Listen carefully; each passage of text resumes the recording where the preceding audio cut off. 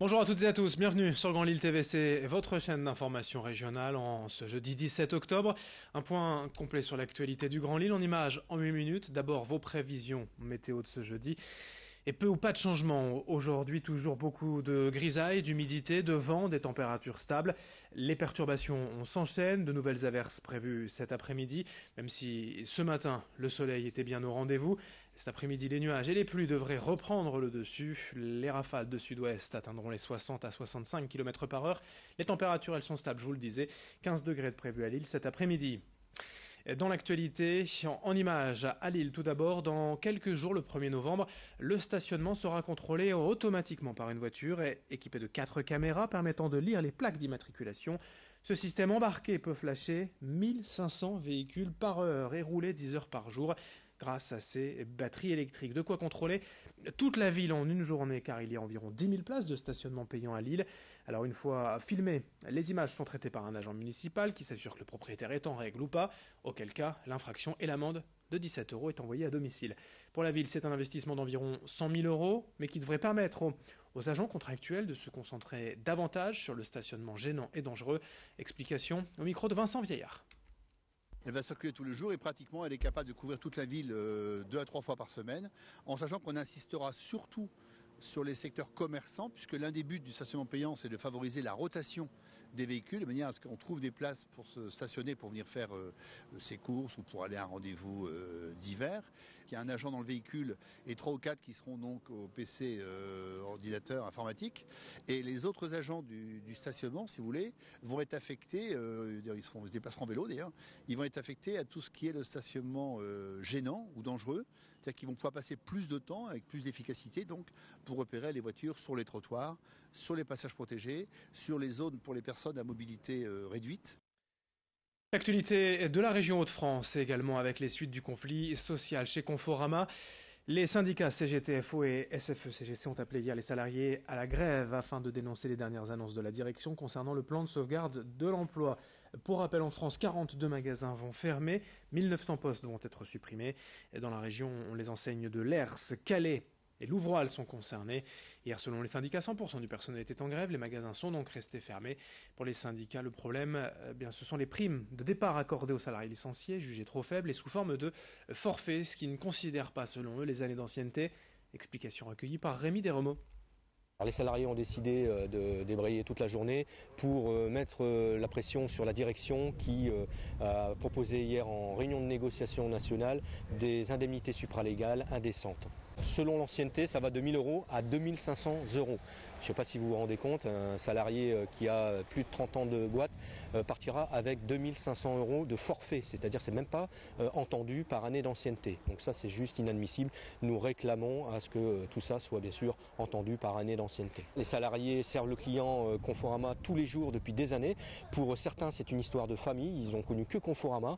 L'employabilité sera très compliquée pour beaucoup d'entre eux. Donc effectivement, il faut vraiment qu'ils partent avec des indemnités décentes. Avant les vacances de Toussaint, les grands ont départ sur les routes ce week-end ou simplement de bonnes habitudes à respecter. La police nationale et la police municipale de Roubaix étaient mobilisées côte à côte hier pour des actions de contrôle préventif au code de la route. Ce partenariat, déjà répété plusieurs fois entre les polices, permet de déployer davantage de moyens humains et matériels sur le terrain et de toucher, de sensibiliser plus d'automobilistes. Le but annoncé étant avant tout de faire de la prévention contre les infractions routières sans voir à chaque fois le côté répressif. Explication hier à Roubaix, recueillie par Jerry Jouot de Fer.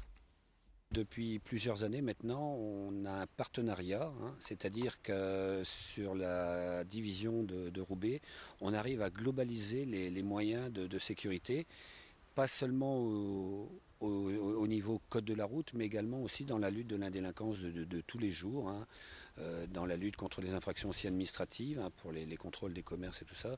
On a un sérieux partenariat qui est de toute façon de plus en plus à se développer, même dans les communes associées à la division Roubaix. Dans le reste de cette édition, restons à Roubaix pour découvrir ces étranges panneaux de signalisation qui ont fleuri depuis cet été dans le centre-ville, avec un artiste local, Franck Depoilly, qui est à l'origine de ces œuvres de street art. Installé à Roubaix depuis 20 ans, il crée des luminaires design qu'il vend dans sa boutique et c'est tout simplement en se baladant dans la ville, notamment aux abords de la gare, qu'il a eu l'idée de customiser ses panneaux de signalisation.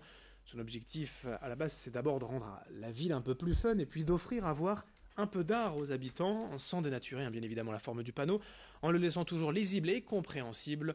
On écoute l'artiste au micro d'Idil Gunay.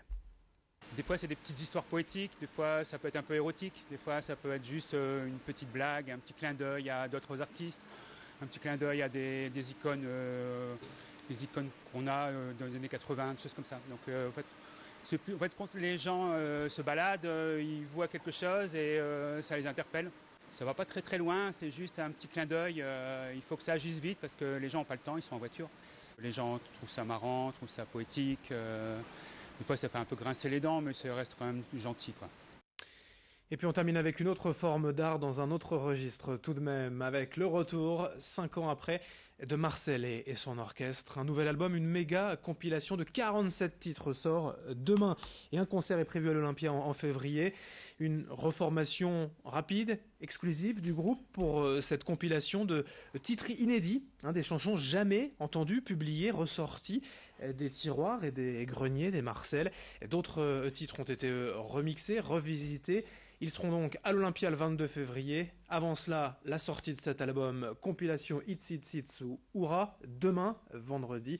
Marcel et son orchestre, en tout cas JB et Mouloud étaient nos invités hier en plateau. La création, tu es content de présenter ton nouveau bébé, etc. quoi. Là, tu reviens un peu sur ce que tu as fait, avec des fois des trucs, se réécouter, c'est pas toujours évident, c'est clair. Hein. Mais cette fois-ci, il y avait quelque chose de, sans être dans la nostalgie, quelque chose de fort marrant, quoi. Et puis se dire, bon sang, on a chanté ça, t'as vu, on a retrouvé des versions avec d'autres couplets, d'autres refrains et compagnie. On s'est redécouvert, des vraies retrouvailles. Ouais. Ouais, on s'est retrouvés complètement dans cette histoire, c'est marrant, et puis on s'aperçoit qu'on en a encore des cartons complets, quoi.